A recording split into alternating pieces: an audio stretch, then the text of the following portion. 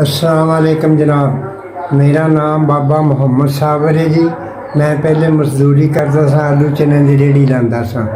हुण मेरे ताकत नहीं हैगी। डॉक्टर ने कहा कि बाबा जी अख तुहाडी बनेगी दोबारा, ये अगे झिल्ली आ गई है। जो हो सके तो मेरी कुछ इमदाद करो। अल्लाह जज़ाए खैर तुहानू दे। रमज़ान का महीना है तो कोई जो भी तौफीक है तुसी मेरी हेल्प करो।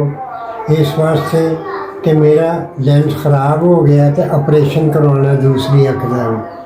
तो वो डॉक्टर ने कहा से उन्हें कहा बाबा जी ये लेंस भी तुहाडा खराब है तो अगे झिल्ली आ गई है तो दोबारा ऑपरेशन होगा। तो जे तुसी कोई मेरी मदद कर दोगे तो अल्लाह तुहानू दी जज़ाए खैर देगा। रमज़ान का महीना है, सवाब का काम है, लेकिन मैं बच्चों को किसी को कुछ नहीं मंगता। अस्सलाम वालेकुम जनाब। ये मोहतरम जिन्हें भी रुपया 4000 मैनू घल्लिया ना, मैं नहायत तय दिल के नाल उनका शुक्रिया अदा करना वा। अल्लाह पाक उन्होंने जिंदगी देवे, अल्लाह पाक उन्होंने बच्चों को अपने हिस्सो ईमान च रखे। मैं गरीब आदमी हाँ, मैं दुआई दे सकना वा।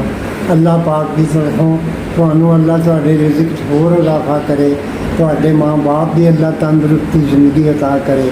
अल्लाह पाक तुहाडे ते अपना करम करे। तो यह मैनू 4000 रुपया आ गया। तुहाडा बड़ी मेहरबानी जनाब, तो बड़ी नवाज़िश।